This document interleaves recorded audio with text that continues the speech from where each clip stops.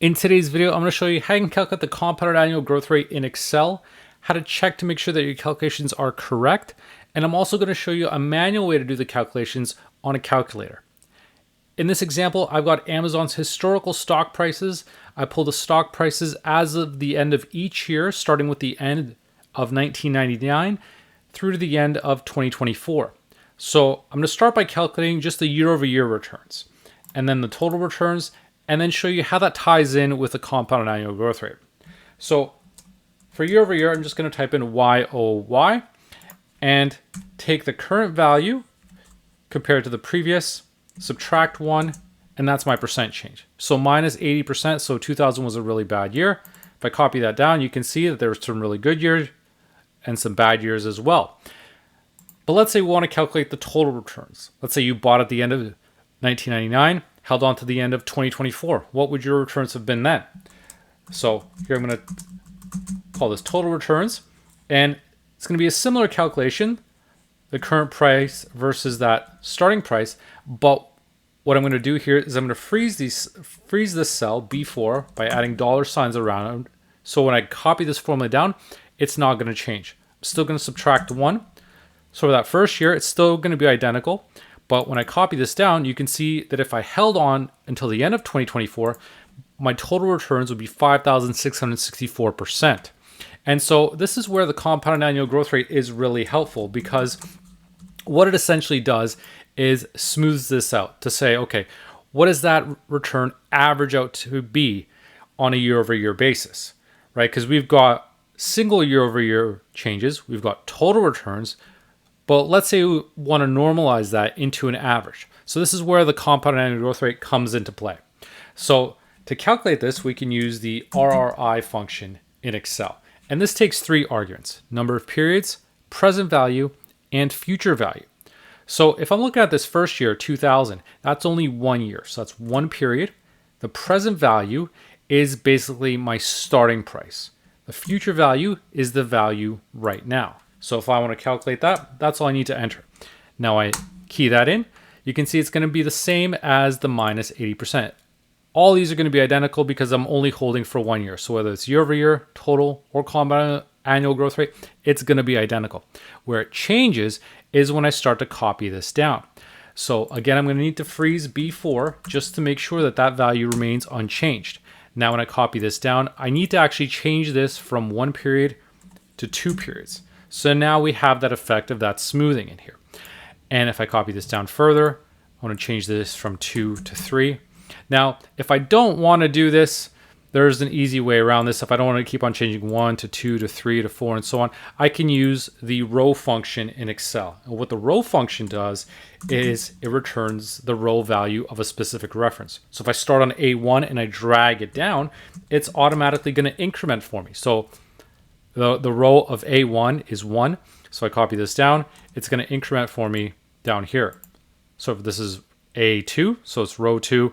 If I copy this down, A3 is the third row, and so on. So I don't have to key this in over and over again and keep on changing it.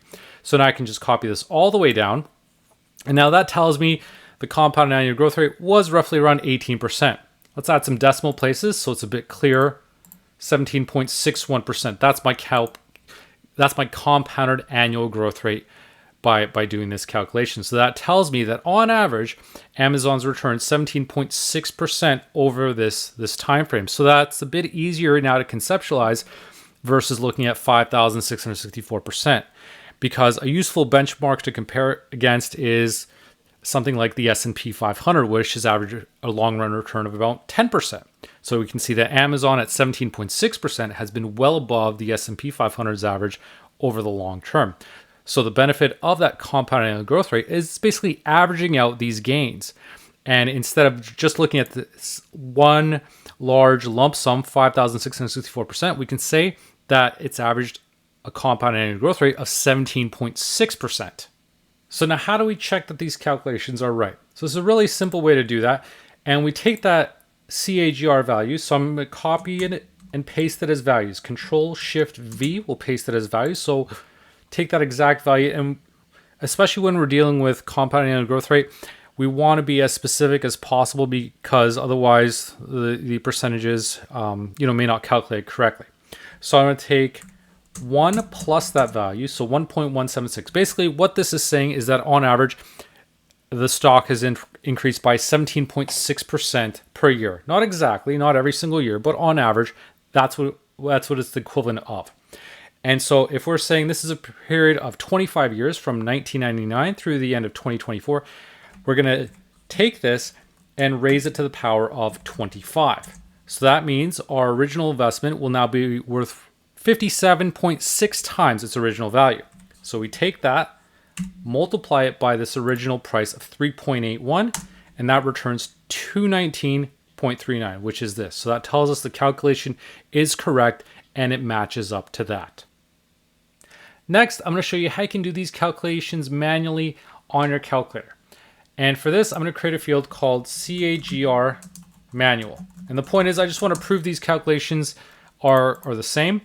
The formula is as follows. So I use parentheses to take the current value divided by the previous value, close parentheses, raise it to a power of, again, put this in parentheses again, 1 over the number of years.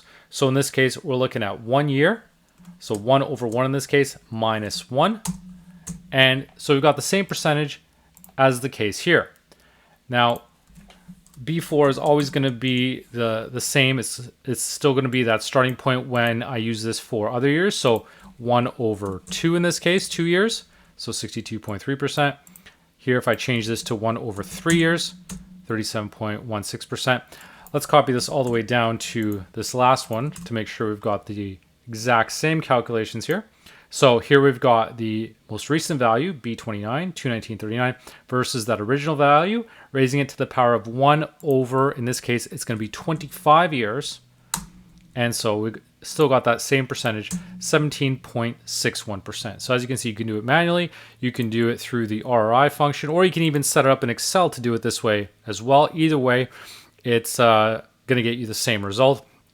And really the point of the compound annual growth rate is to normalize total returns when you're looking at them to sort of say, okay, what they've averaged, what they've been averaging over that period. And you can work backwards to see what those calculations would be by adding 1 to that compound annual growth rate, raising it to the number of years, and then multiplying it by that original price, that original value, to make sure that it matches up with your ending value. And so that's how you can check to make sure that your calculations are correct. So that's a wrap for this video. If you did like it, please make sure to leave a like and subscribe for more. Thanks for watching.